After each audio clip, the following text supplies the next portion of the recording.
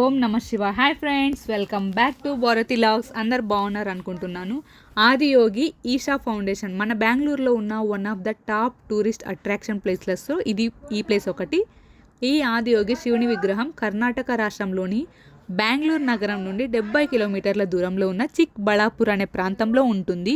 కర్ణాటక ఇది ఈ ప్రపంచంలో అతిపెద్ద ప్రతిమ శిల్పం అనగా తల, భుజం, ఛాతీ మాత్రమే కలిగిన శిల్పంగా గిన్నిస్ వరల్డ్ రికార్డ్ ద్వారా గుర్తించబడింది. సద్గురు జగ్గి వాసుదేవ్ గారు రూపొందించిన దీని బరువు దాదాపు 500 టన్నులు ఉంటుంది, అంటే 500. ఆదియోగి శివుడిని మొదటి యోగిగా హిందువులు భావిస్తారు.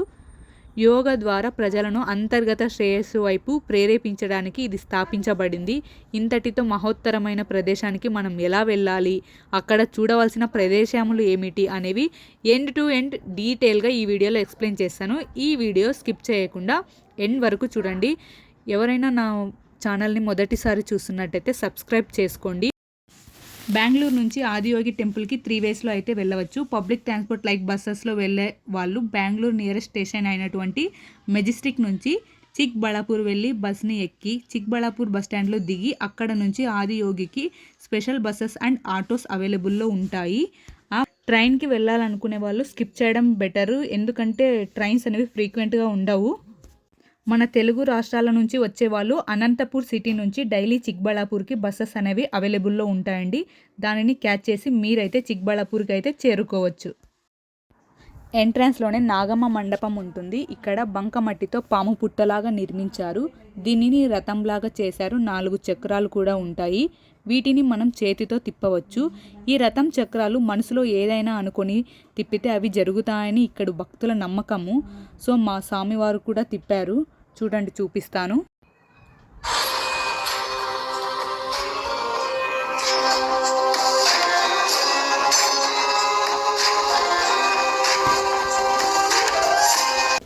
నాగమ్మ మండపం దగ్గర మనం సర్పసేవ అండ్ నాగపూజ చేసుకోవచ్చు. దీనికి సంబంధించిన ఐటమ్స్ అక్కడే దొరుకుతాయి.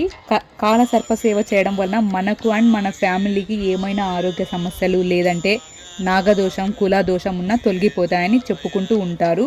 ఇక్కడ నాగపూజ చేసుకున్నట్లయితే చర్మ వ్యాధులకు సంబంధించిన రోగాలను కూడా తొలగిపోతాయని భక్తుల నమ్మకం. ఇక్కడ నాగమ్మకి హారతి డైలీ 3 టైమ్స్ అనేవి ఇస్తారండి.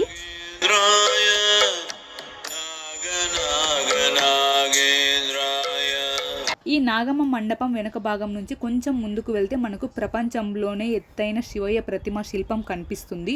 చుట్టూ కొండల మధ్య చాలా అద్భుతంగా ఉంది ఈ ప్రదేశం. ఈ ఆదియోగి శివుడు 15 జనవరి 2023లో అందరూ సద్గురు అని పిలుచుకుని జగ్గి వాసుదేవ్ గారు నిర్మించారు. ఆదియోగికి ఎదురుగానే మనకు మహానందీశ్వరుడి విగ్రహం కనిపిస్తుంది. దీనిని 15 జనవరి 2024లో ఏర్పాటు చేశారు. ఈ నందీశ్వరుని ఎత్తు వచ్చి 21 అడుగులు ఉంటుంది. నందీశ్వరు దగ్గర ఫొటోస్ తీసుకుందామని ఫొటోస్ దిగుతున్నాం అందరం కలిసి. శివునికి నందీశ్వరుడు పరమ భక్తుడు. అందుకే నందీశ్వరుడు శివుని దగ్గర వరం పొందాడు. నేను ఎప్పటికీ నీ ముందే ఉండాలి, నీకు వాహనంగా ఉండాలి అని తపస్సు చేసి కోరుకుంటారు. అలా కోరినందుకు అందుకే శివుడు ఈ వరాన్ని ప్రసాదిస్తాడు. అందుకే మనం ఏ దేవాలయం వెళ్ళినా శివునికి ఎదురుగా నంది ఉంటాడు. ఈ ఆదియోగి శివుడు 15 జనవరి 2023లో అందరూ సద్గురు అని పిలుచుకునే జగ్గి వాసుదేవ్ గారు నిర్మించారు. ఆదియోగి స్టాట్యూ యొక్క ఎత్తు 112 అడుగులు. 112 అడుగుల శిల్పాన్ని నిర్మించడానికి ఒక కారణం ఉంది. యోగ శాస్త్రంలో మోక్షాన్ని పొందడానికి 112 మార్గాలు సూచించారు. అదేవిధంగా మానవ శరీరంలో 112 చక్రాలు కూడా ఉంటాయి. దీనికి చిహ్నంగా 112 అడుగుల విగ్రహాన్ని వీళ్ళైతే ఏర్పాటు చేశారు. స్టాట్యూ ముందు ఉన్న చిన్న ఆలయంలో యోగేశ్వర లింగం ఉంటుంది. రండి వెళ్ళి చూద్దాం.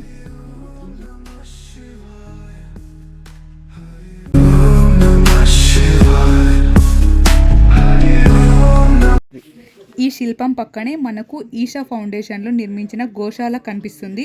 రండి అది కూడా వెళ్ళి చూద్దాం. ఇదిగో ఇది మొత్తం గోశాల. ఈషా ఫౌండేషన్ అనేది చిక్బళాపూర్ మరియు కోయంబత్తూరులో కూడా ఉంది.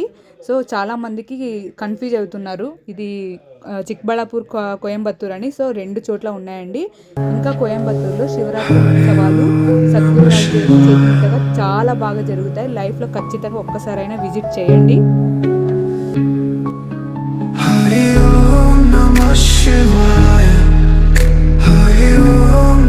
ఈ శివ ఐడియల్ దగ్గరే everyday 7 PM-కి 3D laser show conduct చేస్తారు.